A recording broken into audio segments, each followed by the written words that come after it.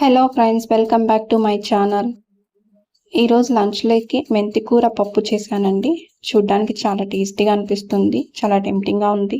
So వేడి వేడి అన్నంలోకి గీ వేసుకొని తింటే చాలా బాగుంటుందండి. సో మీరు కూడా ట్రై చేసేయండి. నేనైతే చాలా సింపుల్గా చేశాను. ఎలా చేశానో మీకు చూపించేస్తాను, వచ్చేయండి మరి. సో నేనైతే ఒక కుక్కర్ తీసుకున్నాను. కుక్కర్లోకి ఆల్రెడీ క్లీన్ చేసుకొని పెట్టుకున్న కందిబ్యాల్ వేసుకున్నానండి. సో ఒక చింతపండు అండ్ బ్రింజల్ అండ్ 2-3 టమోటాలు కట్ చేసుకొని పెట్టుకున్నా, అది కూడా వేసుకున్నానండి. సో మెంతాకు ఆల్రెడీ క్లీన్ చేసుకొని పెట్టుకున్నాను, అది వేసుకున్నాను.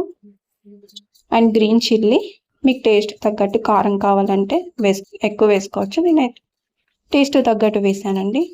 సో ఒక చిన్న సైజ్ ఆనియన్ కూడా వేసుకున్నాను. సో సాల్ట్ అండ్ పసుపు. నేను మిర్చి పౌడర్ యాడ్ చేస్తానండి. నాకు మిర్చి పౌడర్ వేస్తేనే చాలా టేస్టీగా వస్తుంది. సో మీరు కావాలంటే యాడ్ చేసుకోవచ్చు. సో లాస్ట్లో నేను ఒక చుక్క ఆయిల్ వేసుకుంటానండి. అండ్ 2 గ్లాసులు వాటర్ వేసి కుక్కర్ క్లోజ్ చేశాను.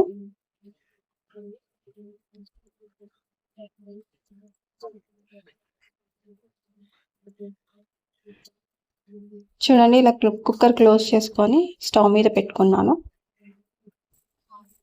ఒక 7 to 8 విజిల్స్ వచ్చేంత వరకు ఉండాలి. గ్యాస్ అంతా వెళ్ళిపోయాక చూడండి ఇలా వస్తుందండి. సో నేను ఇప్పుడు ఇక్కడ వాటర్ సపరేట్ చేసుకున్నాను. సపరేట్ చేసుకున్నాక మనం పప్పునంతా బాగా మెత్తగా మెలుపుకోవాలండి. సో నేను పప్పు గిత్తి యూజ్ చేశాను. సో ఇలా వీడియో చేస్తూ నేను చేయలేకపోయాను, అందుకే సపరేట్గా చేసుకున్నాను. చూడండి ఇలా వచ్చింది మిశ్రమం అంతా.